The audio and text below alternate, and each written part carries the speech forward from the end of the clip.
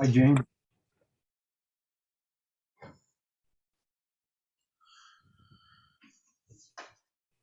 We'll give people a few more minutes to log on.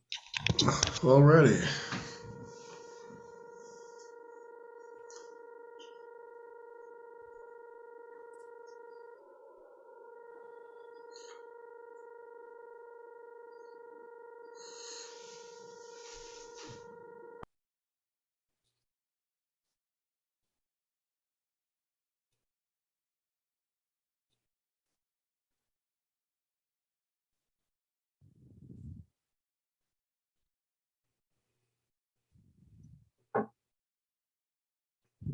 Kelly, can you hear me? I can hear you, Pastor Walker. Welcome. Right. How are you? Fine. How's everybody? Good. Thank you. That's Commander Greg Weber there. Hey, Commander. Yeah, it's been a while. It's good to It's see been you. a while. You doing okay? Yeah, we're surviving. Good. Good. Let me give you the call and give you get the details on Atlanta. Well, had a great time. All right. Okay, I guess we can How you doing, Mickey? get started. As usual, I like to continue what Vicky started, read our mission statement. Before I do that, I'd like to welcome all of our viewers this evening. I hope this is informative to you all. The mission of the Community Policing Council is to promote and maintain inclusive, respectful, and cooperative interactions between the community and the Albuquerque Police Department to ensure constitutional community policing reforms are met and sustained. Moving to the agenda, I'd like to introduce our council members. I'll start off. I'm Roy Turpin, one of the co-chairs of the Northeast Heights Community Policing Council. I'm a retired city employee. I spent 25 years with the city. I retired as the Deputy Director of Family and Community Services Department. But more important to this cause, I spent 22 of my 25 years with the Albuquerque Police Department, and I left the police department as the director of the Planning and Policy Development Division. So with that, I'll follow along on my screen as your tile. Willie, would you? Good evening, everybody. My name is Willie Orr. I'm a retired geriatrician. Been on the police council for a little over a year now, and am interested in making sure that we, as a council, do our best to understand the complex issues behind the crime issues that the city is facing. And unfortunately, there is no simple answer, and our goal is to try to explore as much as we can all the complexities to help come up to rational decisions to assist the APD and the community to work well together. Thank you, Willie. Yep. James? Hi there, good afternoon. My name's James Santa-Stephen, native of New Mexico, born and raised in my 50s, a business owner. We're in the trenches continually, day in and day out with people. We got broke into this weekend again, and over the years, I'm here to support and do everything we can possibly do to help as somebody that's in the trenches day in and day out with regular people out there. So I want to be positive and do everything I can help to support with thoughts and ideas as what we continue to see in the trenches. Thank you. Thank you, James. Cassandra? Good evening, everyone on the council, and good evening to all the people attending. My name is Cassandra Morrison. Retired from Albuquerque Police Department of 20 plus years of service, retired as a sergeant. Currently working in the real estate industry and still building partnerships between APD and the community. Thank you, Cassandra. Kenneth? Hi, I'm Kenneth Armijo. I'm a scientist at Sandia National Labs, originally from Belen, New Mexico. And lived here in Albuquerque for decades already, so I consider myself Albuquerquean. I joined the council about almost 2 years ago. Been pleased with the discussions that we've had over the months and years as we try to build a better bridge between the community and APD to develop understanding. Also have worked on different outreach activities with APD. Yeah, happy to be here and welcome council members and all of those attending. Thank you, Kenneth. Vicky? Yes, hello. Good evening. My name is Vicki Williams. I'm a retired technical project manager from Sandia Labs, retired 30 years. I've been on the council for 4 years. And what, as Roy has mentioned, our goal is to build trust between APD and the community. And so I'm very interested this evening to have 2 individuals from the Community Engagement Unit, Mr. David Walker and Lieutenant Jennifer Garcia, talking about what their efforts are to help build that trust. Thank So you. welcome, everyone. Thanks for joining. Thank you, Vicky. Rick, I skipped over you by accident. The floor is yours. Let me uncover my camera. My name is Rick Lujan. I'm a homeowner in the McKinley Neighborhood Association. I am also part of the membership of the Homeowners Association, also with Neighborhood Watch. We've started Neighborhood Watch in our area. We're next to McKinley Middle School and Grisham Park. So we've got a very interesting older neighborhood. So I joined about a year ago to help my neighborhood have better contact with the rest of the community and with APD. And it seems to be working very well. We're getting a little bit less shoplifters over at the big Walmart. You know, that seems to be our hot spot. And everything seems to be a little bit quieter. And I say thank you, APD. Thank you, Rick. I'll now introduce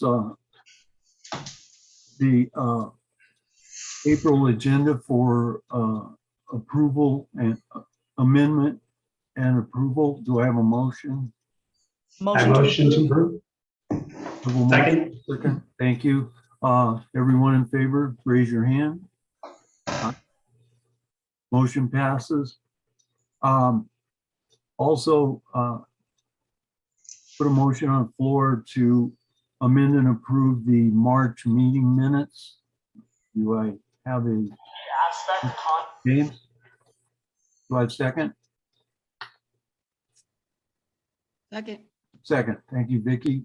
So the March meeting minutes have been approved.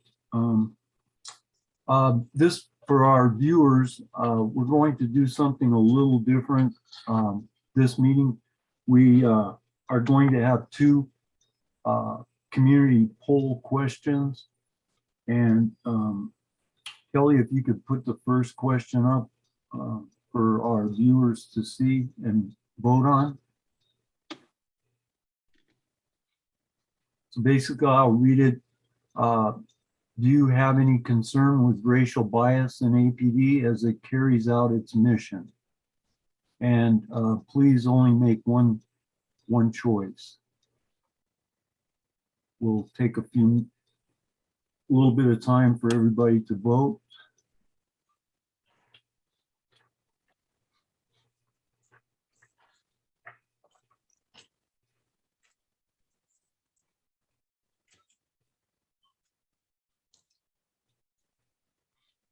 Okay. Votes coming in, Kelly? Yes, we've got 7 answers so far. Now we got 8. Got 4 more people. Come on and cast a ballot. Okay, I guess we can go ahead and pull the question down and move on. Want to end? Okay. Thank you.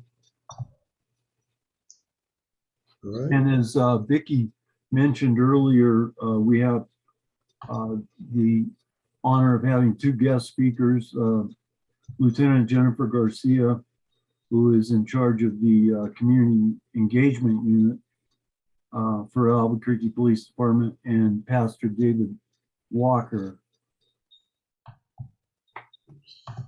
Thank you for sharing those results there, Kelly. Pastor David Walker is also here. He is the Community Policing Council Ombudsman at the present time. And Lieutenant Garcia and Pastor Walker will be giving us an update on what they've accomplished in the past, and will be giving us an outline of their mission and how they are achieving their objectives with their positions. So Lieutenant Garcia, the floor is yours. Thank you. And I actually think Pastor Walker was going to start. Oh, okay. I'm sorry. And Pastor Walker. I'm sorry. I took you out of order. Pastor Walker, you have the floor. Welcome. Thank you, Roy. Good evening to each of you. It's good to see you again. It's been a while since you have actually seen me on. I've been on your meetings, but not at it as a panelist. And if you don't mind, Roy, I want to answer that question as well. Sure. About any concern for racial biases within the Albuquerque Police Department. I think there's a minor concern about racial biases amongst the police department. We know that, as with all things, we all have some type of biases, racist prejudices against other people.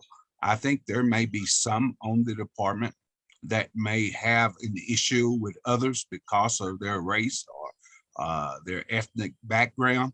But as a whole, I think the Albuquerque Police Department is very, very interested and tried very hard to get rid of those that may be displaying their biases toward others while out in the field and working the streets of Albuquerque. Policing, community policing, when we look at it, we know that community policing is a very great tool for constitutional policing because it guarantees the rights of all citizens, regardless of who they are, what issues they may have. Since the early 1980s, all across the country, community policing councils were developed, and they were discovered to encourage interactive partnerships between the law enforcement agencies, officers, and the people. And I think that is one of the reasons why it's not as noticeable.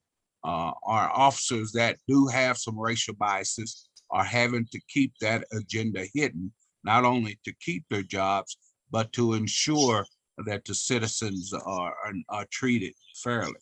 When I think of community-oriented policing, I believe that it's a little bit different from reactive policing.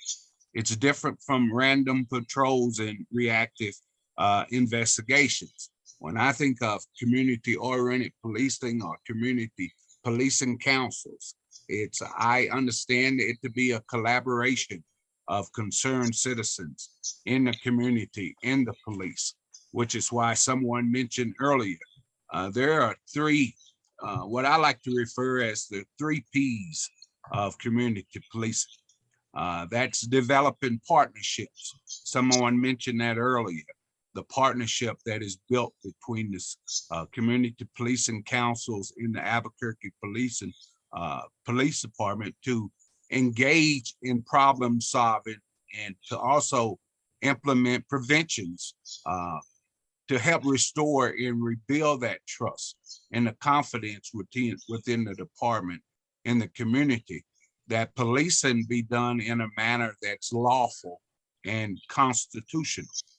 My vision is that because of concerned citizens like you, having a cooperative and collaborative relationship with the Albuquerque Police Department, that the residents of Albuquerque will have a more favorable view of the local police department. And I believe it's because of that relationship that helps to encourage residents to trust and participate with law enforcement officers, that it is very effective. And so I want to just share with you again how important, how vital the community policing councils throughout the city of Albuquerque is, how important it is to the reform of the department. We know as we have gone through this settlement agreement for over a number of years, because of your collaboration, because of your interactive with the police department, it's made a great difference in what is taking place within the city of Albuquerque by developing those connections within the community. I'm sure it's evident that we can see that there's better informed and empowerment to solve the public safety problems that we have.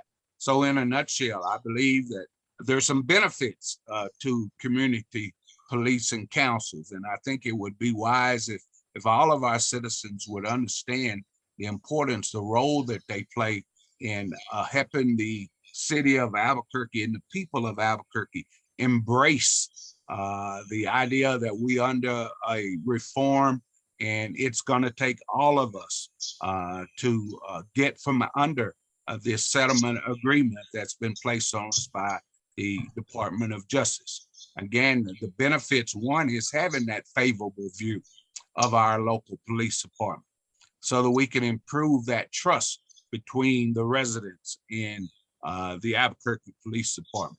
Not only that, but another benefit is it gives us more accurate information from the residents regarding criminal activity in our community, so that we can have a better understanding of the needs of the citizens and their expectations of the police department. Community policing and community councils are intended to help prevent that crime before it happens, rather than responding to crime after it happens.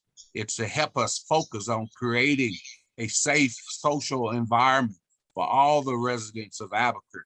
And that's why I chose that it is a minor concern. When we look back and think back of why we were placed under the settlement agreement, it had nothing to do with race. It all had to do with use of force. And so it's, I don't think it's a big problem. I know it exists in some officers because there's always seemed to be one bad apple that spoils the whole barrel. And so when we continue to engage with the residents, with our community policing councils, which act criminal activities that affect us and create an accurate law enforcement priority list shaped by the people whose lives and lives in the area, it encourages all the residents to participate. And that's why I think it's good to see people from community policing councils out into the community, asking citizens to get involved and get engaged, to participate with law enforcement in order to keep our community safe. And so I wanted to share that with you again. I think that it may be a minor issue. I don't think it's a major issue because it would not be tolerated by the current administration nor the mayor's office. Thank you. Lieutenant Garcia. Yes, sir. Thank you so much for the invite and the opportunity to speak to the council, to the members. I also want to echo Pastor Walker's sentiments that the role the CPC's play is vital to the reform process. And I have to acknowledge that this is something that everybody does voluntarily on their own time. And so because of that, it makes me want to work harder to improve the department for the community. So thank you all for doing that. I know that I've presented in the past, it's been some time, but want to go over a little bit about my role within the police department right now, and then provide a little information on what we've been doing, and hopefully maybe some ideas, we can get some ideas of how the community can assist us in reaching out more to the community. So for the past year, I've overseen our community engagement section. That includes our court services unit and our SHIELD unit. Those are both 2 civilian units who prepare cases for court. The SHIELD unit was created in 2017 by Chief Medina. He was deputy chief at the time. And their role is to gather all the discovery for court so the officers can spend more time in the field, taking calls for service and interacting with the community. In the past, the officer used to have to gather all the discovery and ensure that it was provided to the courts, and they don't have to do that now. Also oversee the recruiting and background units, and I understand that you recently had a presentation by Sergeant Hoisington from the background unit, along with Commander McDermott from the academy. But the recruiting unit couples with the ambassador program. The ambassador program was created, probably went into effect May of last year, started working on it in 2020. And that's just collateral officers who volunteer to work as liaisons for groups that have been underrepresented in the community. Part of their role is to bridge the gap. I think when everybody, the panel was introducing themselves, I heard words like build partnerships and trust. And that is exactly what the ambassador's role is, to help build trust, develop partnerships with the community. We cannot be successful without working together with the community. They meet with their groups monthly. They report back to myself and the chief monthly. And then they participate in recruiting events, try to help build the diversity of our department, reach out to maybe some groups that are underrepresented. One of the things is we have, for example, 1 Black female on the department. That's not enough. I'm a big proponent of getting more females on the department, always have. I don't think we can ever have enough, but also the groups that are underrepresented. We have 1 Native American female on the department. We could definitely use more. So their role is to help us get in with those communities, build trust, find out why members of those communities are not joining the department, are not looking into law enforcement, and hopefully we can work with that to improve those relationships and diversify our department a little more. We're an incredibly diverse department for the most part, but it doesn't mean that we can't do better. I oversee our community engagement unit, and that was formerly our school resource officers. We've just changed the names. They also work a lot with youth, not just the schools, but some of our youth programs. I oversee our youth programs, with that being said, and those are things like our summer camps. I believe yesterday we posted that our summer camps are now open for registration, and we will host 6 camps, 1 in each area command for 40 youth. The goal is to try and get some of the at-risk youth ages 8 to 13 to attend those camps and build relationships with us, the National Guard, Fire Department, DA's office, and hopefully help mentor them. You know, Pastor Walker and I had a discussion today, and one of the things I mentioned to him that law enforcement sometimes forgets is that most of our interactions are negative with youth. And I don't mean that necessarily our interaction with them is negative, but we are not called for the most part for positive events. When law enforcement is called, it's usually because of a crime or something negative. even a lot of our proactive activity is portrayed as negative when you're on the other side. A traffic stop. A 5-year-old kid is in the backseat of a car and mom or dad is getting stopped, or older brother or sister. That's not necessarily a positive thing, no matter how positive the interaction may be, how professional the officer may be. The kid may perceive that as a negative action. So we want to make sure that we work with them and we teach them that not every interaction with law enforcement needs to be negative. And we want them to feel comfortable coming to us, reporting things to us, and just interact in a positive manner, playing sports with them, just having a conversation. I have a school resource officer who he stops by the skate park, North Domingo actually. He knows the kids from his school and he gets a lot of information from them, but he can also joke with them, talk with them, and so they feel comfortable coming to him with concerns. But we need to increase that because 4 school resource officers can't interact with the entire community. We're in charge of the Junior Police Academy. That's a 1-day academy for older kids, ages 4 to 17.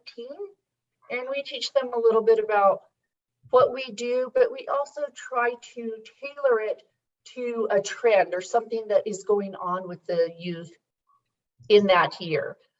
So that could change from year to year because of COVID. I think that we're seeing a lot of depression with youth.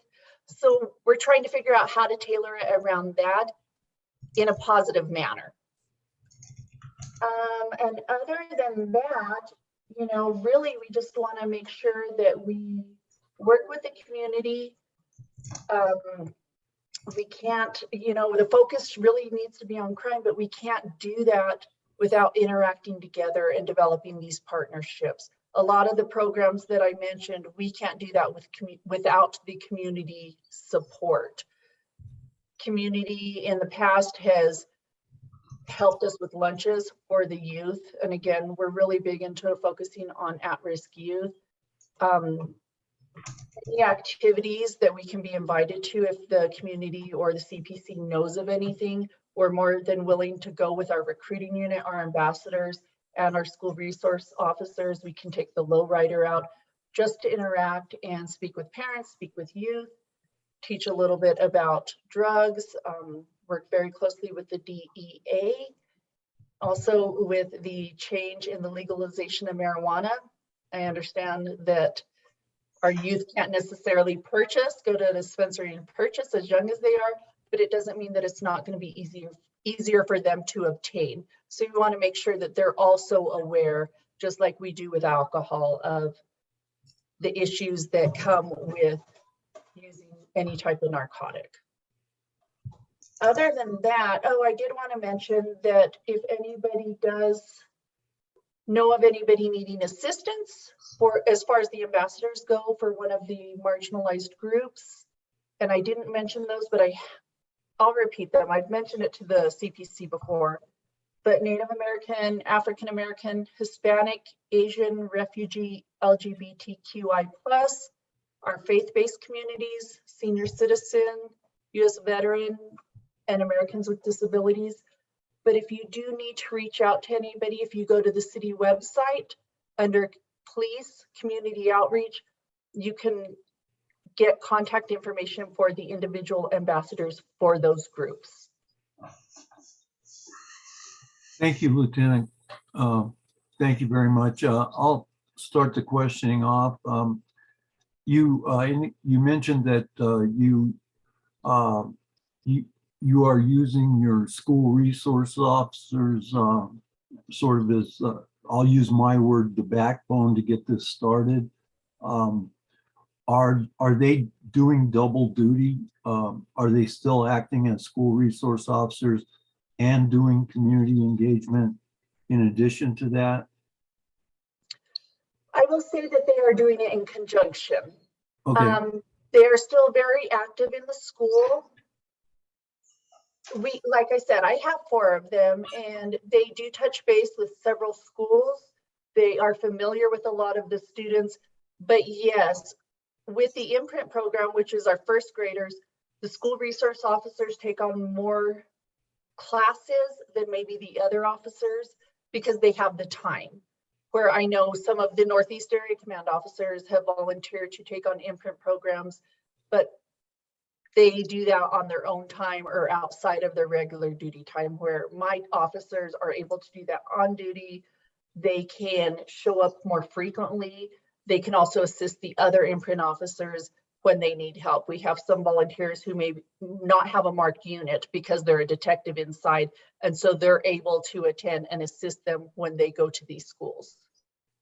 Thank you. I'll open up the floor for questions from any of the council. Willie. Okay, I'm unmuted. Pastor Walker, would you, because I'm kind of new, and would you explain what your role actually is with as the ombudsman for the community? You know, what actually do you do? I just am curious. I just don't know. Thank you for the question, Willie. First of all, let me just clarify that I am not officially the ombudsman for the Albuquerque Police Department. My title is the community liaison for the Albuquerque Police Department. And I know we've spoke about that in the past. There is some similarities, but there's a lot of difference in being an ombudsman and the liaison. I am a bridge or connection between the Albuquerque Police Department and the community of Albuquerque as a whole, not just for one particular sector of the city, but the entire city. I am to serve as that bridge connection of communication for the Albuquerque Police Department. There might be, I'm a bit confused myself. I thought you were at this point in time, Pastor Walker, kind of wearing two hats. I know. No, we haven't got there yet. Sorry to interrupt you, Roy. We haven't got there yet. I know we talked about it at the council meeting in the past, if that role had been filled. As of now, it still have not been filled. I did speak to some who were unaware of when it will be, that position will be filled. So at the current time, it have not taken place. Okay, thank you for that information. Vicki, you had your hand up. Yes, so I have a question about the ambassador program. There was a story on the news last night about the Pride Fest and the LGBTQ plus community not inviting APD to Pride Fest this year. And I heard Lieutenant Garcia mention that they had an ambassador working with that community. And I'm wondering if you could share what the issue is, because APD has been involved in Pride Fest in the past. And so I'm curious as to why they felt they didn't want to have APD there this year. And I don't have all the details yet. We do have an ambassador who has been working very closely with Albuquerque Pride. We had requested to participate in the parade, possibly March. My understanding, and we have never done that in the past. So my understanding is that has been voted down, but I don't want to get into details or share any misinformation because I don't have the details. The ambassador was not able to attend the meeting because he had a family emergency. So hopefully he can attend the next meeting and we can get some more information. Thank you. Vicki will There's be. a couple questions. Yeah, Vicki will be reading the chat. So Vicki, if you want to. So this is from Cassandra. How will you be able to successfully recruit from fill in the blank groups without discriminating against other group of individuals. Don't think that, if I understand the question, it's how will we recruit from a group? Meaning if we focus on one group, we're discriminating, is that, am I understanding it correctly? Okay. How will you maintain diversity, I guess, without discriminating against other groups? Right, and we're not going to discriminate against any other groups. We just maybe haven't been focusing on certain groups. We historically, law enforcement recruits very broad, and we're not focused as far as, like I said, we have one African American female. We have not gone out to designated groups to see why they're not applying. And we're just trying to change up how we're doing it. It doesn't mean that we're not going to continue our normal recruiting practice or that we're going to turn anybody down because they're not from a minority group. It's just we want to encourage people who historically have not applied to apply and find out why they're not applying. Is it something that we're doing? Are they not feeling welcome? And hopefully we can bridge some of those gaps. I don't know if that answers the question. Okay. So both of you this evening have talked a lot about partnerships and the importance of partnerships in building trust. And I think since I've been involved over the last 4 years, it's a constant issue. It's a constant concern. Community trust, not only with varying communities, but just people in general. And so I'm interested to know if you have some kind of document that says, you know, here are our goals.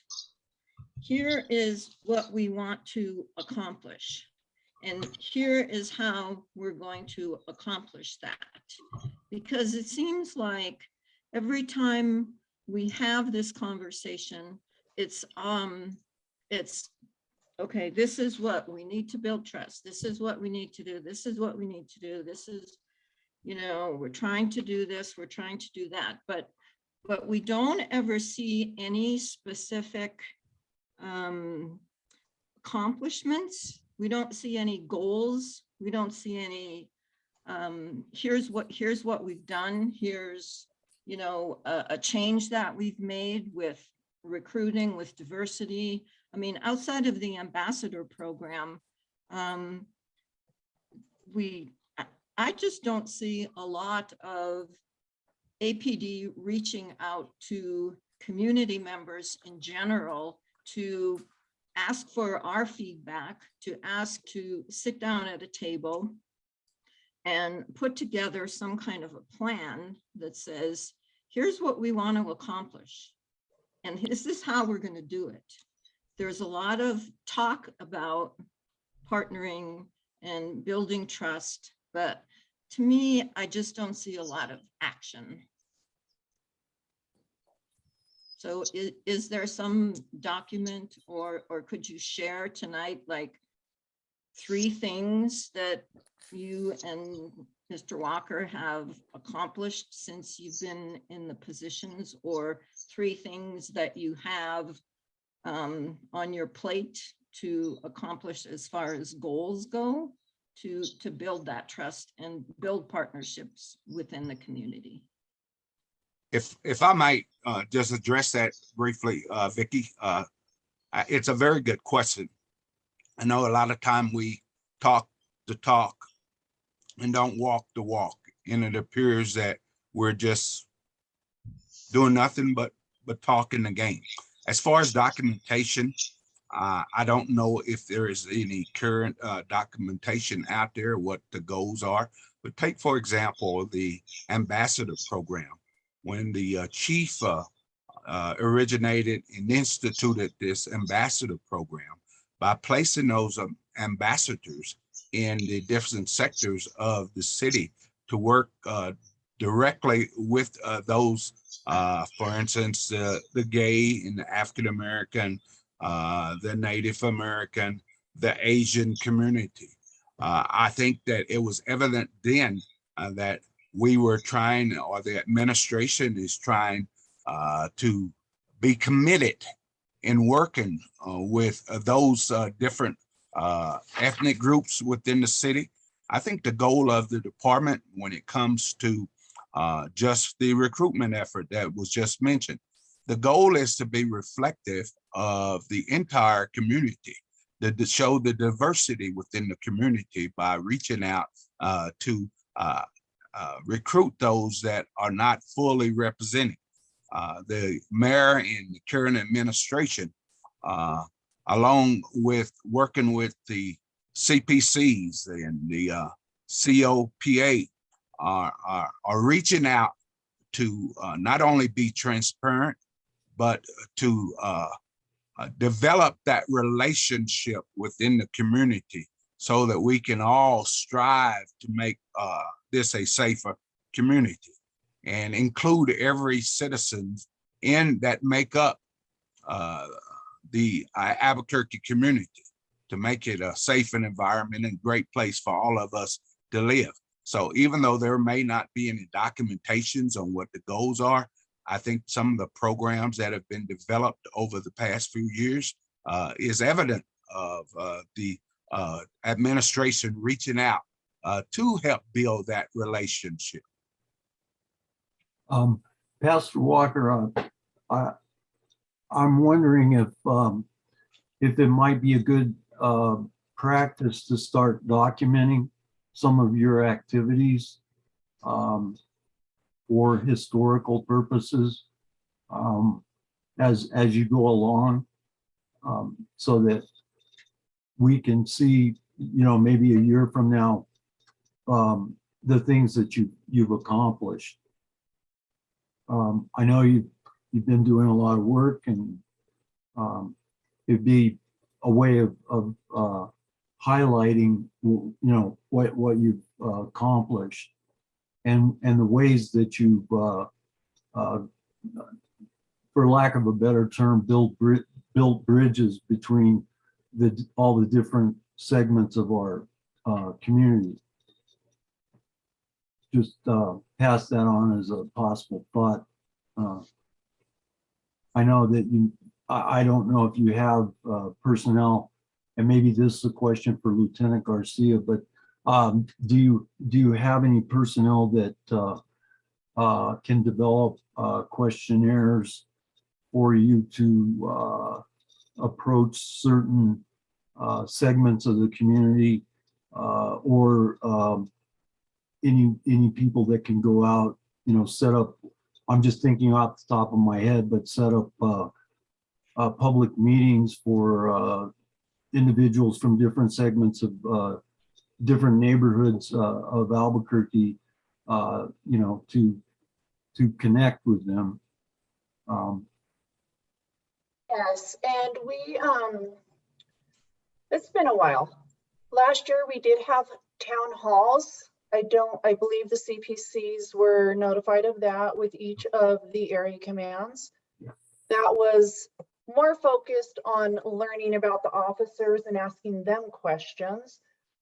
We've had town halls on fentanyl, and the chief regularly has tried to come up with concerns for the community.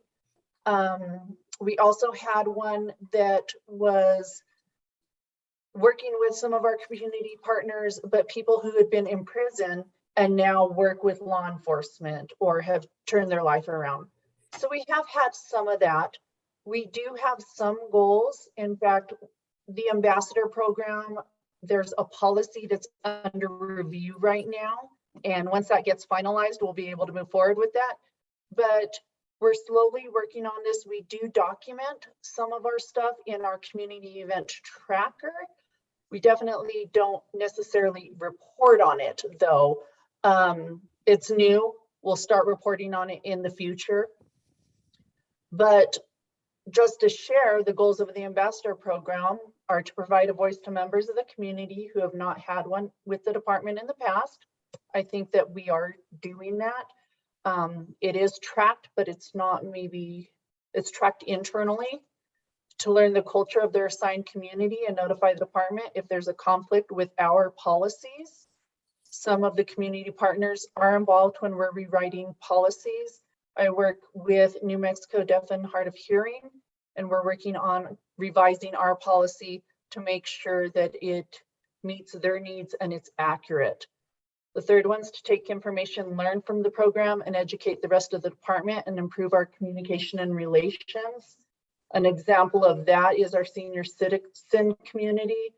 Our liaison with them has shared information that maybe the officers don't know on how to provide resources for senior citizens.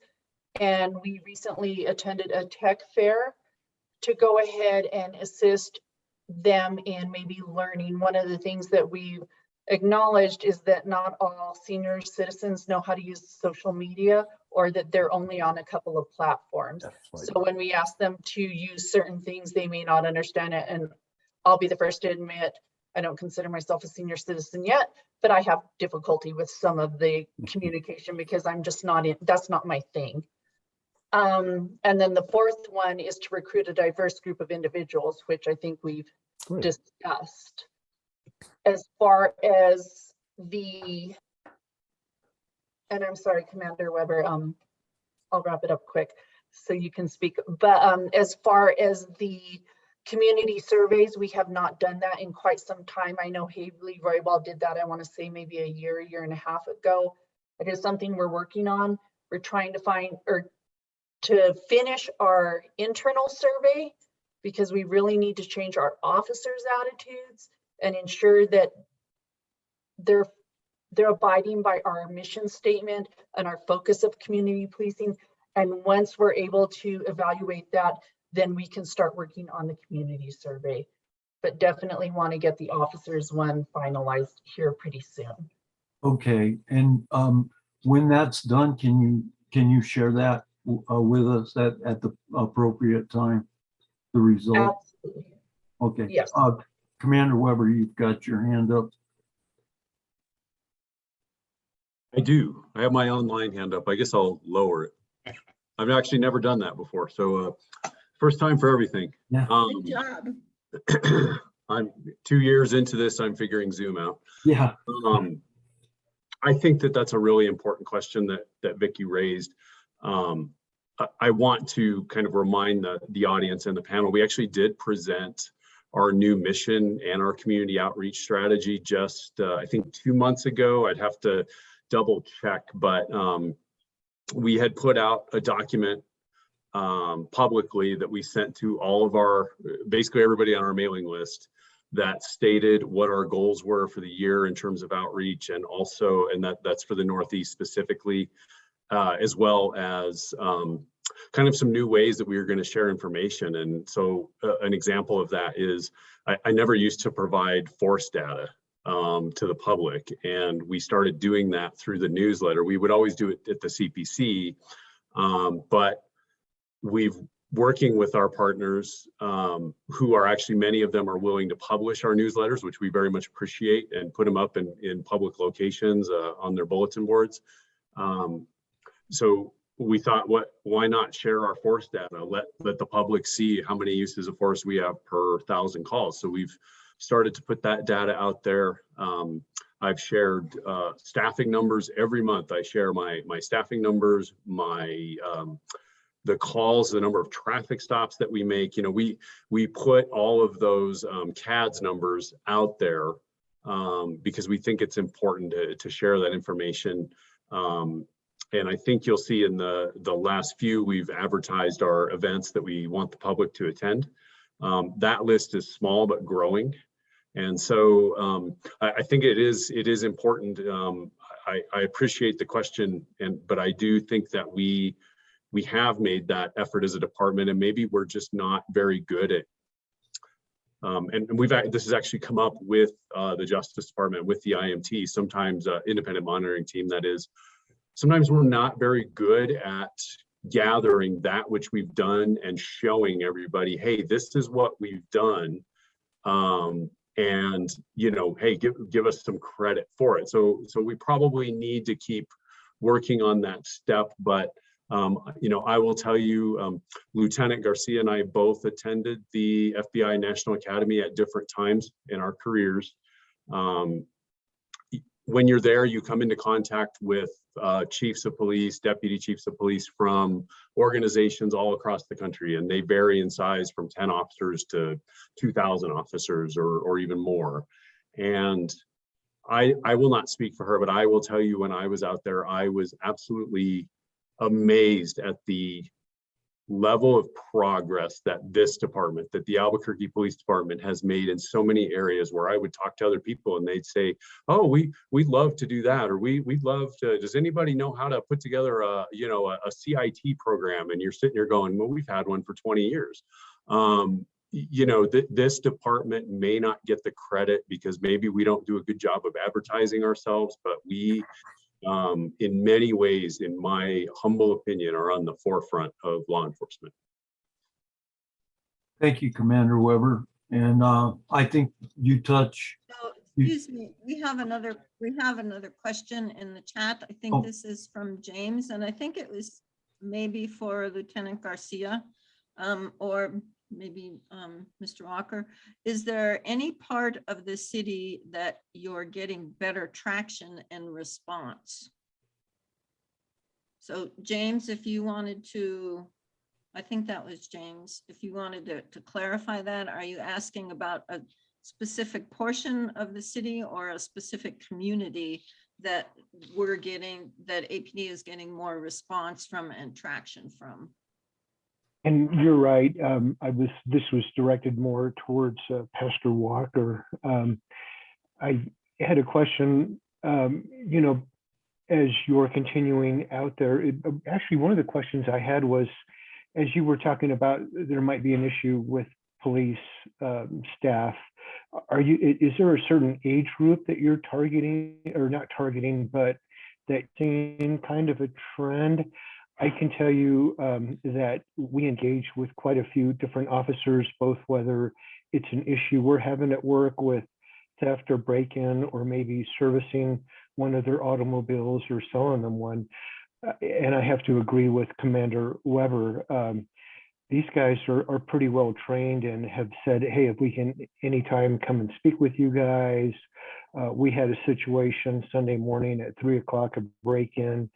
Our security narrow gate came in and apprehended the guy after he got in the building, after coming through a fence, but they kind of took the fight out of him. But I can tell you, the officer came in, and I know he was a little late because I think they were apprehending.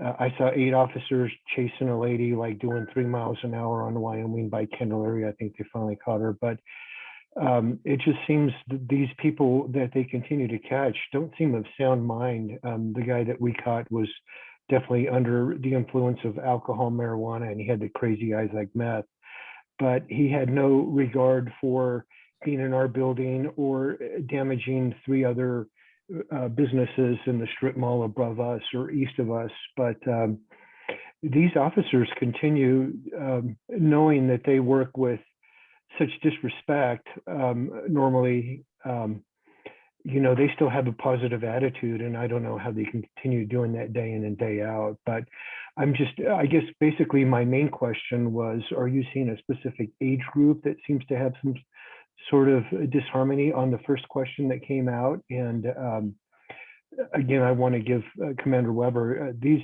new officers, and I don't mean to be new officers, they weren't kids, but they were pretty well trained, because the guy didn't want to engage with our security, but the gentleman, and I think his name was Trujillo, took the time to tell this guy, you know, he basically told him, I need you to speak up and give me some information.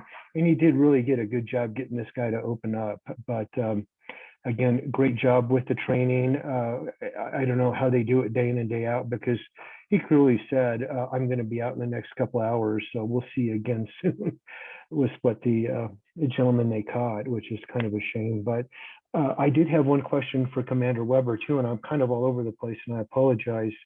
As they were booking him, the police officer was calling downtown to get the bail ready or something, so it'd be ready at the counter when he dropped him off. So a concern I had too was the officer was there so long, he was concerned that he was going to be below a half a tank of gas, and he was hoping that he wasn't going to get rid of. So God, these guys are just under so much regulation. I certainly feel sorry for him.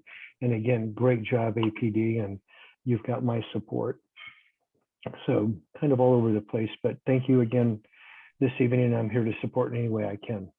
Well, I think, James, if I could, the part that you initially asked Pastor Walker, I think maybe we should give him a chance to answer, if there is a particular segment of the community that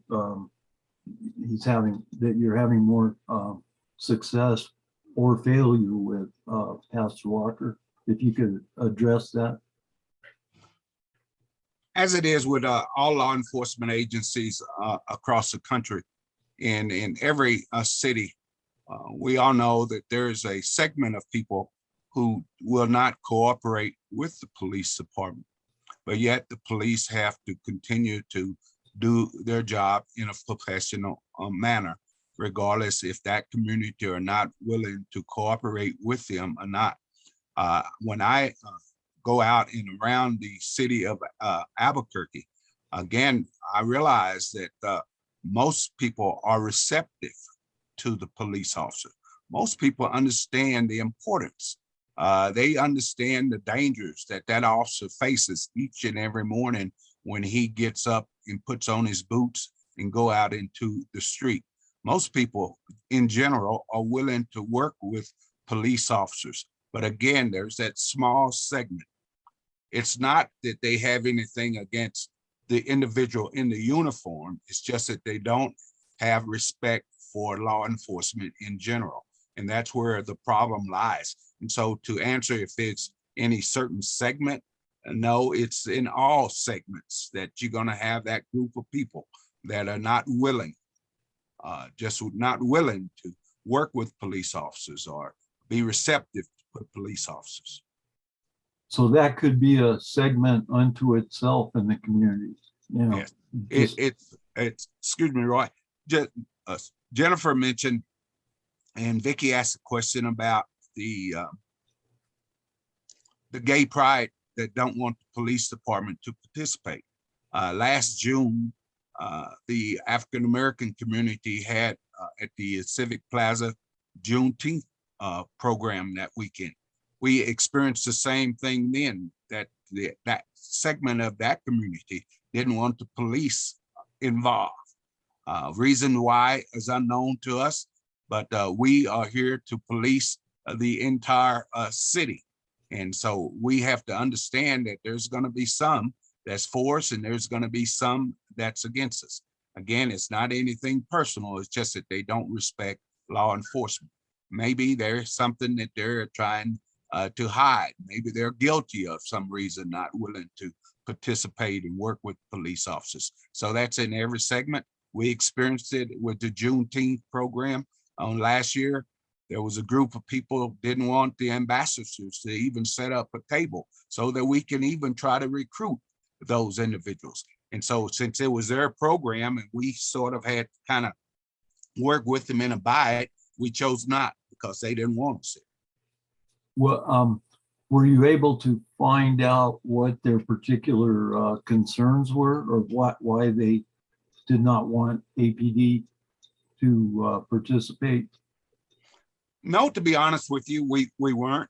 I would think that it was shortly after all the things that we've gone through in the last few years across the country with racial diversity and the racial issues that have risen in the last few years. Maybe that was part of the reasons why that they didn't want the police officers involved.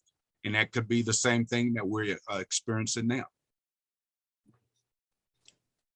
Do we have any more questions? Willie, you've got your hand up. Yeah, I'm going to have to, I'm sorry, I need to ask Lieutenant Garcia, because you mentioned senior citizens, and as a geriatrician, do the officers get training on how to recognize people with dementia? You know, who may be acting weird, and what and how to approach that, and how to deal with seniors who may be confused from a dementia-related illness? And that's a question for the academy. I really Okay. can't answer what training, just because it's changed so much from when I was involved with it. I will say that if there is a concern brought up or something that somebody brings to our attention, that we will put it out to the officers. Okay. Okay. That's a good answer. Thank you. And that's an excellent point. So thank you. Just to check in, Vicky, do we have any other questions in the chat? No, we don't, Roy. Okay, I would encourage all of our viewers, if you have any questions, please put them in the chat so that we can ask the question for you. I see your hand, James. Oh, I just wanted to thank Pastor Walker for a little bit better clarifying that. Maybe I'll be lucky enough to meet you one of these days. Thank you again. Yes, sir. Look forward to meeting you too. Do we have any other questions from the council for these great presentations, the great presentation we've had? Seeing none, doesn't look like we have any more in the chat. So Pastor Walker and Lieutenant Garcia, thank you so much for coming and speaking to our council this evening, and look forward to hearing from you back down the line and see how things are going. So thank you very much. Thank you all. Thank you for having us. Moving along on the agenda, do we have any old business that we need to address? I can't think of anything off the top of my head, but that doesn't necessarily mean that there isn't anything. But seeing none, how about any new business? All right, moving right along. I like this. Are we thinking of mentioning the May meeting potentially being a hybrid meeting, or is that not on the agenda? Actually, this, I guess, would be a good time to bring that up. Willie, being our resident expert, what say you about the possibility of having a public meeting in May? Well, I'm going to pass that a little bit on to Kelly, just to make sure that I think if we're going to, it needs to be hybrid, so that people who, who knows what the situation is going to be.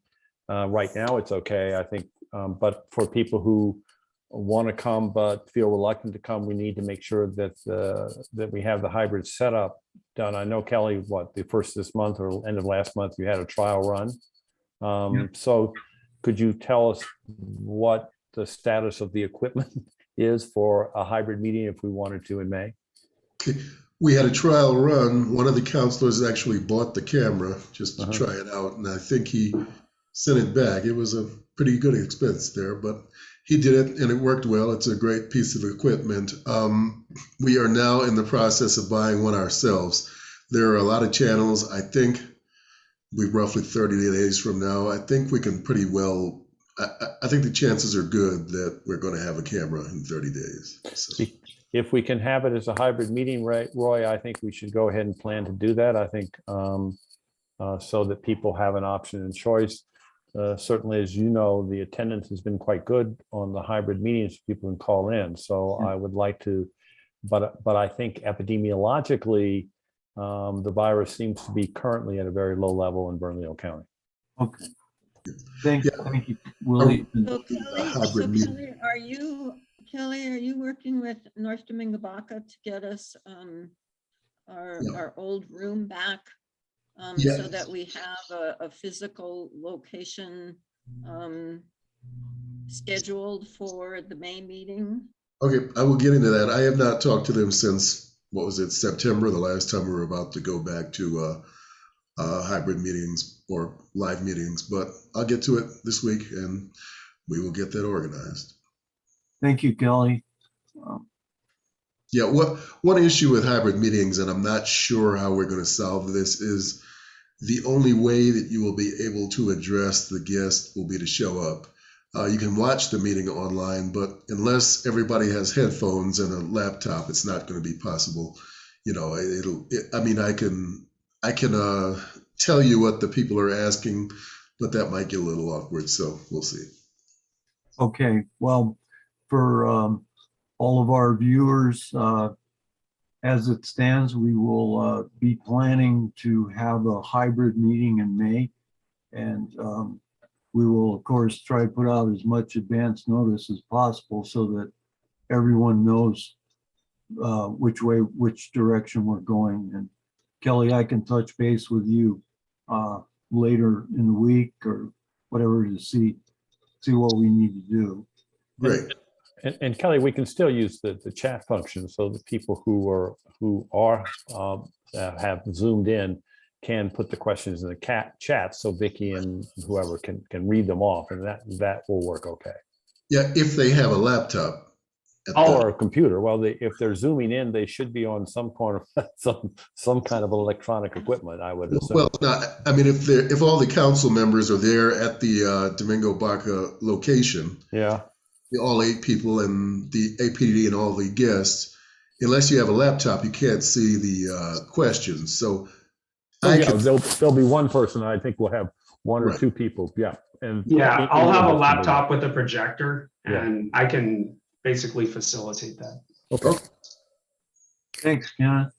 And Roy, I had one other item, if it's okay. Oh, yes. Yeah, so I wanted to publicly thank the Northeast CPC and APD for all the recommendations and contacts. We recently had a family science night at Jefferson Middle School where we had up to 800 students and parents, where APD, my main contact, Nick Onken, within APD's forensics department, actually was able to get the APD bomb squad, the forensics groups, state police, Bernalillo County sheriffs, and it was a really, really wonderful interaction between all the various law enforcement agencies, including the FBI, in fact, and the public. So I thought that was a very positive experience. We, again, had 800 parents and students there, and we're hoping to do this again in the fall. So kudos to the Northeast CPC and APD on this. So thank you. Thanks a lot, Kenneth. I know you put a lot of work into that, and we're appreciative of your efforts. So thank you, Kenneth. So Deputy Chief Brown has put a comment in the chat regarding the dementia question that Willie was asking about. And he said, there is a dementia block in the 40-hour crisis intervention training class, and missing persons just covered it again at MOE, but I don't know what MOE is. Maintenance of effort training. Oh, okay. In-service training. Okay. So there is, it sounds like there is training. Yes. Well, as I said, since I dealt with that most of my career, I would be glad if it would be helpful to review that for you and to give you any suggestions or hints on that training, because I did a lot of it. So, DC Brown, I see you.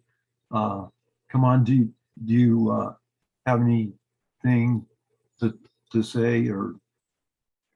No, I just wanted to say thank you to Mr. Orr. I mean, we look forward to any input we have. That's what the CPCs are for. I mean, if you look at the police department, it's a broad spectrum of people with many experiences and backgrounds. And I think that's a great idea, actually. I mean, cops are generalists, and our CIU unit under Matt Dietzel, they're specialists in their field, but any outside information that we can get would be greatly appreciated. I think I'll drop my email in the chat, and if you want to email your contact information, Mr. Orr will get that over to Matt Dietzel and have you guys touch base. It'd be great. Be glad to do that. Thank you, Deputy Chief Brown. And And thank you for, Cassandra in the chat, excuse me, Cassandra in the chat says, I strongly recommend Willie Orr contributing to the material review as an SME, subject matter expert. Thank good you, point. Cassandra. Thank you, Cassandra. That's a very good point. What I was going to say, Deputy Chief Brown, thank you very much for attending this evening's meeting. We always like to see deputy chiefs attend, and so thank you very much for attending tonight. Yeah, and I just when the time comes and part of the meeting, I just would like to add a few things for the Northeast, and what Greg's been doing is a great job in Northeast. So I'll have a little bit more to add here in just a minute. Well, this would be a good time if you care to go ahead. Sure. So, when we started and I took over as deputy chief, in the past, we used to keep monthly stats on, different arrests, different functions of the field. And somewhere along the lines, it kind of, with all the new modern technology and computers and everything else, kind of lost track of that a little bit. And also, we had a big group of field briefings with every area command, every officer we hit. And, pretty much kind of gave a mandate and kind of threw the gauntlet down of, getting officers to go back to work again. With, through the pandemic, miscommunication reference, what was getting put out from officers thinking what they can and can't do. And, just to kind of put it in perspective, I keep weekly stats. So the area command send me weeklies of all their arrests. And, when we first started this in January, I think, we were about 30 felony arrests a week for the entire city. And, this last week, we had over 90 felony arrests. The week before, we were at 115. Our traffic citations are up over 500 per week. They've really done a good job with it. The Northeast PRT units under Dane Symes and his crew have been absolutely phenomenal and dealing with those public issues. And I'd just like to say thank you for our Northeast officers and the work that they do on a day in and day out basis. I know Commander Weber has really put his heart and soul into this and has really embraced what we want to do as a proactive police department. So thank you. Thank you, Chief. Thank you very much. I see there's a few more questions, Vicki. Yes, Karen would like to know how many people attend the online Zoom meetings, and Kelly has answered saying it depends on the council, the topic, and the amount of marketing we do. So we get as few as 12 people or so, and as many as up to 55. Thank you. Is there any other new business? Okay. Moving right along. At this point, Kelly, if you could put up our second poll question, and we'll take a few minutes for our viewers to respond to this second question.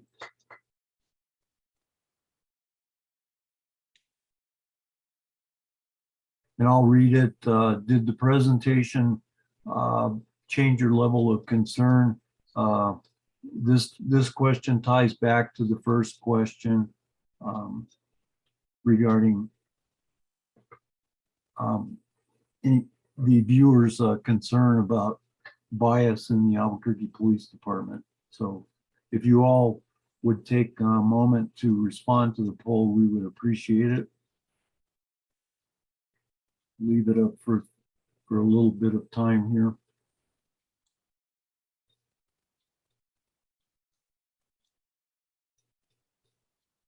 Are the responses rolling in, Kelly? Yes, we have 8 responses so far of the 16 people here. So let's get a few more responses. This is important. If you could, everyone viewing, please take the time to to respond to this poll. We take these polls seriously, and we're interested in what you all think. Yeah, remember, this pertains back to racial bias with a. Yes, racial, yes. I did a clumsy job of linking the two questions, sorry. We got 10 now. 6 people holding out. You wanna, Oh, we got 11.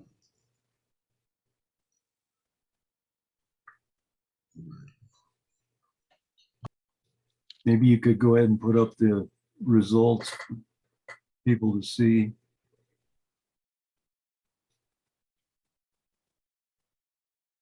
Okay. Got some decrease in level of concern. Mostly no change.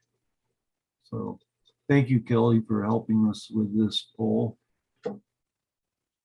We can go ahead and take it down and move along. Thank you. So now we're ready for the APD portion. Commander Weber, I'll turn it over to you.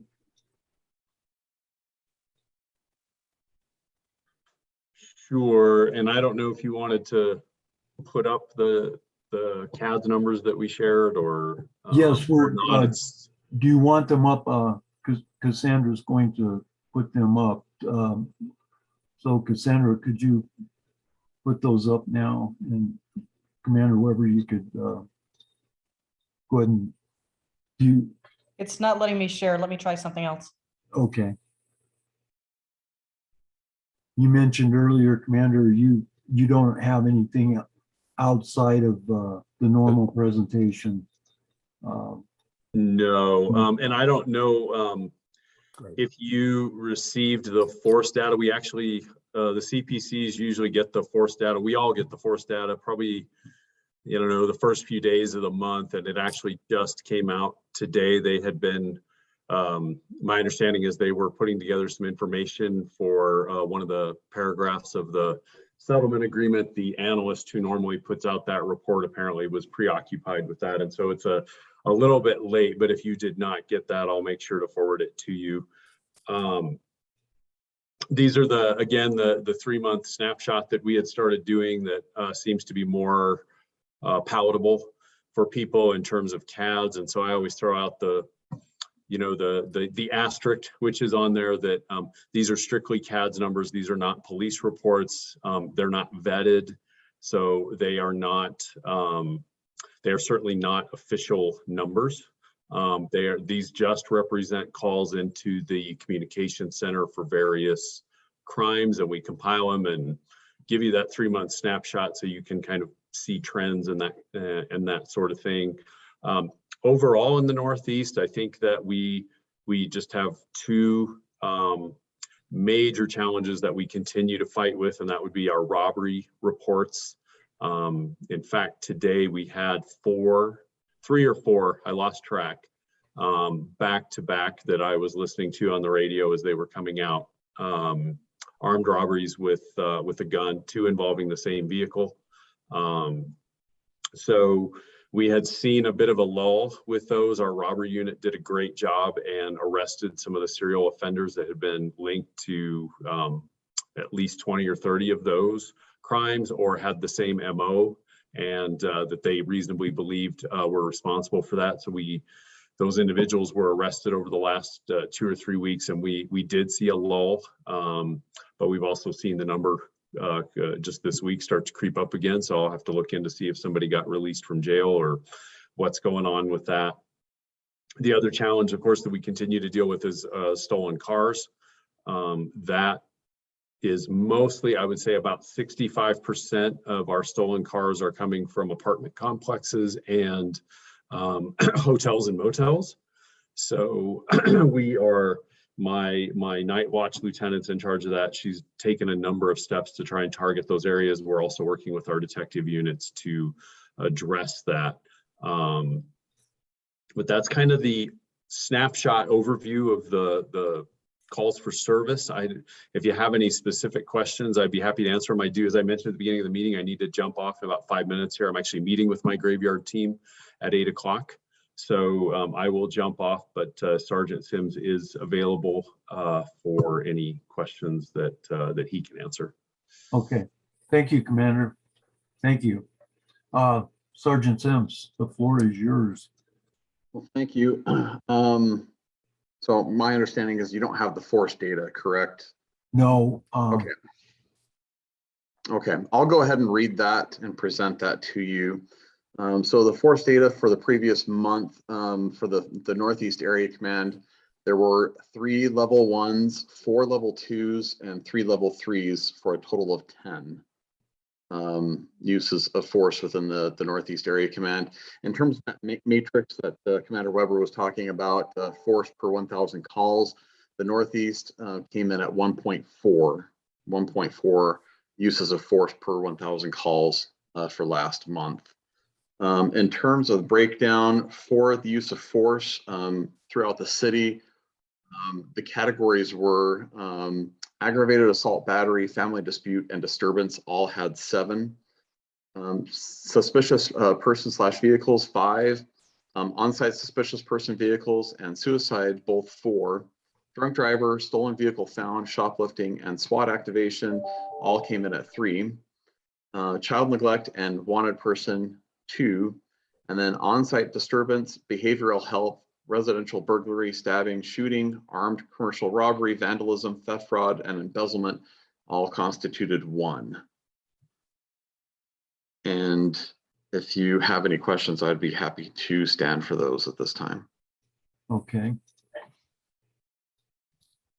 Commander Sergeant Sims, has there been an increased initiative as far as shoplifting goes? It seems like there's more arrests being made as far as individuals that are shoplifting from a lot of the big box stores, and it seems in the past where we've just heard that, you know, we just let the shoplifters go and the employees really can't do much about it. But it seems like there's been an uptick in arrests. So has there been a specific initiative to address that, or is that just part of everyday policing? No, it's funny that you should mention that. So me and my team have made a concerted effort since probably about November of last year, specifically working in conjunction with the organized crime unit. They specifically focus on shoplifting activities around the city. We have specifically partnered with Target and Kohl's in the Uptown area. We're also working with Ulta as well to address some of their shoplifting concerns and issues. So that is probably what you're noticing, as well as other PRT teams within the city. I know in the Northwest Area Command, they've also been making a concerted effort to address a lot of the shoplifting in those areas. Typically, me and my team will spend maybe 1 day out of the week in the Uptown area working with those businesses. And on a good day, we may make 4 or 5 arrests. Usually we get at least 1 during the day. Sergeant Sims, I've made it a practice now when I go shopping in the Northeast sides just to ask. I'll give you an example. I was in Home Depot last week, and I always ask how shoplifting is going in these particular stores. And you know, Home Depot and those types of places have been in the news, you know, getting hit pretty hard over tools and stuff, very expensive equipment being stolen. And what I was told at Home Depot, and I saw one, they've hired a armed security company. So they have armed security guards patrolling their stores. Are you all working closely with those security departments, or is it just something you deal with when you're called? So I can't speak directly in terms of interacting with those security companies within the Northeast Area Command. I can say with my relationship with Target at the Lomas and Eubank location up there by Los Altos Park, they have switched to an armed security guard. They have noticed a decrease in calls for service and a decrease in the theft. I know that they are looking possibly to add another location with an armed security guard, and that would be in the Uptown area on Louisiana and Indian School. Within the Northeast Area Command, unfortunately, we don't have a Home Depot, but we do have Lowe's, and Lowe's definitely suffers some of the same ailments that you're talking about in terms of theft. But as far as I know right now, Lowe's has not partnered with any armed security companies. Definitely it is a deterrent. I don't think it is the magic bullet in the equation, but any little step that these stores can take, and we encourage them to take, to protect their employees and also safeguard their product from being stolen, they are taking those steps, and every little bit helps. Okay, thank you. And I was at Lowe's like a couple of days ago, and there were no carts. And so I asked one of the employees, you know, where are the carts? And he said, they're being stolen for the metal. So, and he said, I mean, it's just like every day people just grab stuff and walk out of the store, you know, and they're told just not to do anything about it. So, I mean, it's just really encouraging these thieves just to go in, because they know nothing, you know, nobody's going to do anything about it. And I think it really puts the community at risk, and, you know, they don't feel safe going into some of those stores. Yeah, no, it is definitely a concern, and that's something that we've been able to work with, in particular Target and Kohl's. I know when we first initially started our relationship with Kohl's in Coronado Mall, they were losing on average $5,000 a day. Wow. And just the fact that we were there was the employees felt supported, they felt safer. And within a 3-day blitz with the organized crime unit and the Attorney General's office, we arrested 25 felony arrests. Wow. And some of those people were into Target and Kohl's. We're talking $40,000 to $50,000 to $90,000. And so I think going back to your first question, Vicki, yes, the criminals have become so emboldened that they feel that they can just go wherever, whenever, and take whatever they want. And we are working to address that. And it has started to put a chilling effect. It hasn't solved it, but it has put a chilling effect there in the Uptown area. Target and Kohl's have both reported when we go in there on a regular basis, it dies down somewhat. Granted, we can't be there 7 days a week, even though my wife accuses me of working all the time. But we're definitely trying to put a dent in it. Just like DC Brown said, we are striving to be more proactive in addressing these concerns and helping the citizens of Albuquerque feel safe to go shop, safe to be out at night, safe to engage in activities in the community. Okay. James, I see you have your hand up.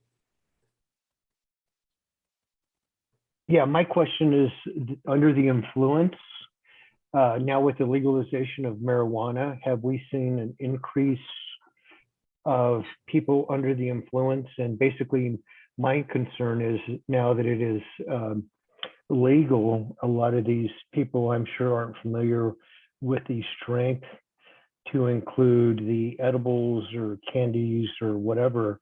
I think we saw that last Monday at one of the schools. Obviously, somebody left some of that lying around, and that was passed around, but we've heard those nightmares. We own a service center, and I went to go get the mileage off this lady's car and almost knocked myself out from the strong smell coming from her car. And I was just like, wow, that's unbelievable. But that's my concern, of course, is the legalization of marijuana. And if you're seeing an increase in people under the influence driving or acting crazy. Thank you. I don't know. I mean, I don't have any specific data on that. I know one of my officers, Daniel Galvan, he did arrest somebody down in the University Manal area, which is another area that we focus on, who was driving under the influence. However, we couldn't determine if it was marijuana, so we had to call out what's called a drug recognition expert to come out and perform tests. We're waiting on the results of those tests. It takes a while for that to happen. Generally speaking, I don't think that there's been an explosion in that type of behavior. It definitely is a concern that we're monitoring. We are, again, just like being proactive with shoplifting, we're trying to be as proactive as possible with our traffic stops and making sure that people are not driving under the influence, whether it be alcohol or drugs, that to include marijuana. So it's something that we are aware of, but again, we haven't seen a huge increase in any concerning numbers that I'm aware of. So Marguerite has a question. I think she was, it was kind of a little bit back in the chat. I think we were talking about shoplifting and she was saying, what about gangs? Well, I'm not sure of the specifics that it just says, what about gangs? Gangs being involved in shoplifting? Yeah, I think like, the gang shoplifting where they all go in and, I'm just assuming. Yeah, so, okay, to touch on that, yeah, when you have multiple people coming in and shoplifting at once, like we've seen in San Francisco or Chicago or New York City, that's called mobbing, where people come in all at once. We haven't seen that here in Albuquerque. We were definitely concerned about it during the holidays. Me and my team were stationed in the uptown area to address issues such as that. In terms of any sort of organization, not really what we would call gangs, but you have loosely organized organizations that hire people to go out and steal specific product from stores, and then they will return it to a fence, either for financial compensation or compensation by way of drugs. So we find some of these people, and we're not talking about shoplifters that just go in there and steal a couple of items here or there, but we're talking about people who literally are pushing out baskets that are $2,000 and $3,000 worth of merchandise from Kohl's. They're usually going back to a fence. We saw it at the Target location where they stole, I think it was about $700 worth of items from Target and then wheeled it across the street to an apartment complex and liquidated it within the span of 10 minutes within the apartment complex. So you have people who are working with a fence and other people that are the fence. And again, it's a loosely organized sort of situation. It's not highly organized, but that is what's primarily plaguing us with the high dollar, high frequency people that are shoplifting. Okay, another cannabis question. Has there been a per se limit issued for marijuana? And is there one for alcoholic beverages?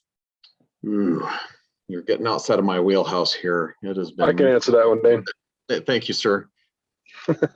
So under the new state statute, it's 2 ounces in possession for marijuana and up to 6 growing plants per adult.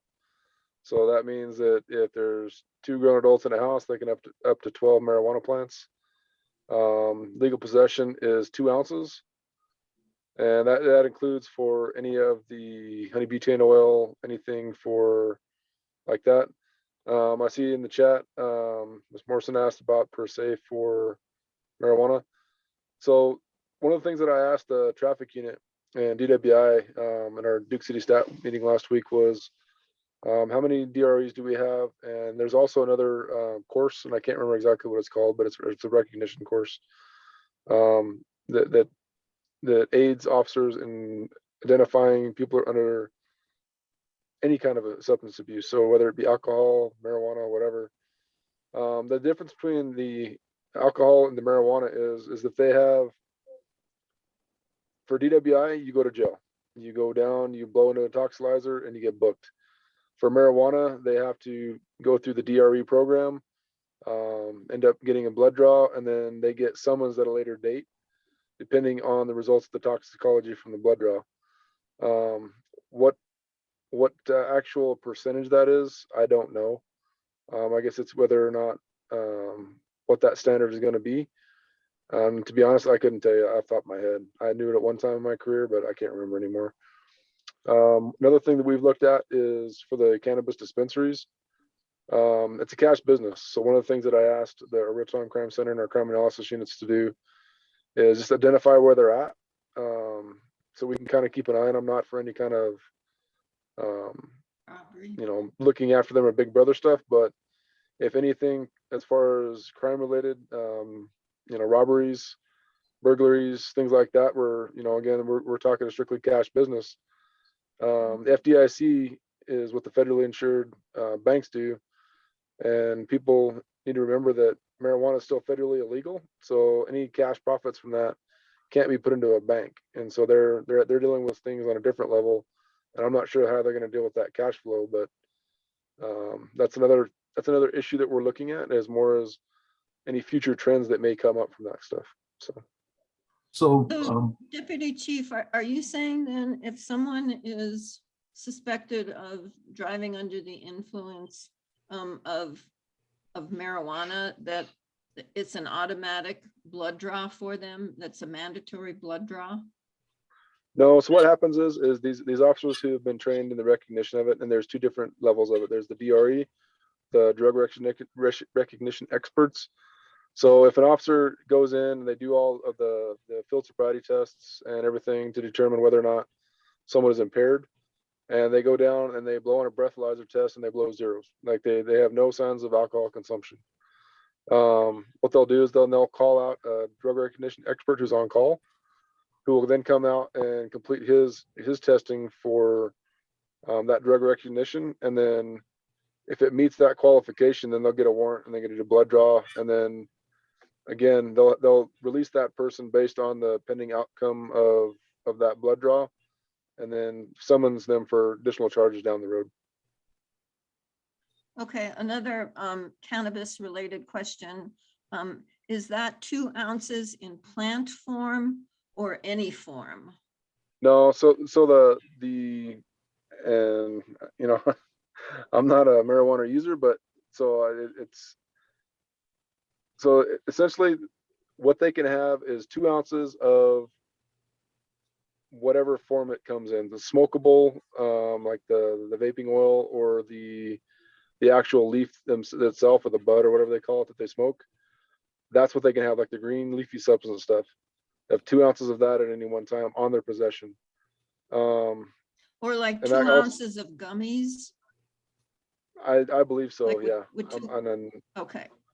Yeah, okay. So like any 2 ounce possession, all it lists in the state statute is 2 ounces of marijuana. It doesn't stipulate between gummies, edibles, however that may be. I mean, I don't know if you can buy a bounty cake and have the whole cake, but I don't know how that works. So. Okay.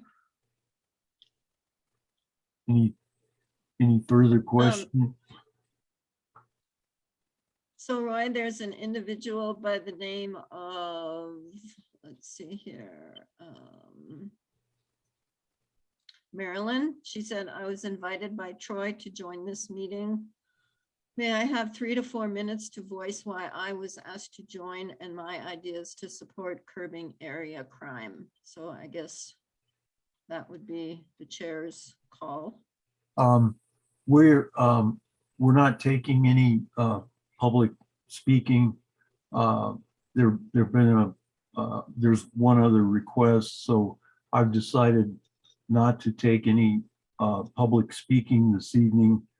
We hope that if we can have our hybrid meetings start back in May, certainly people will be able to address the council and the rest of the public at that time. So I am encouraging anyone who has anything that they want to say to please put it in the chat, and Vicki will be happy to read it this evening. So if that person could just jot down her reasons for or thoughts about being here, that would be welcome, and we could have you read it, Vicki. So okay.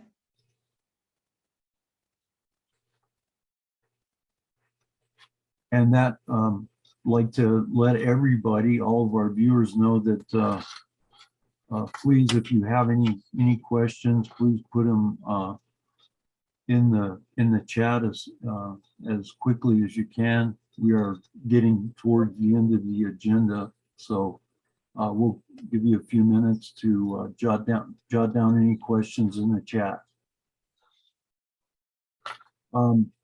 While that's going on, there's an agenda item that we can cover quickly, and that's status on any Northeast CPC recommendations. To my knowledge, and Kelly, you can certainly correct me if I'm wrong, but I at this time I don't believe we have any, do we?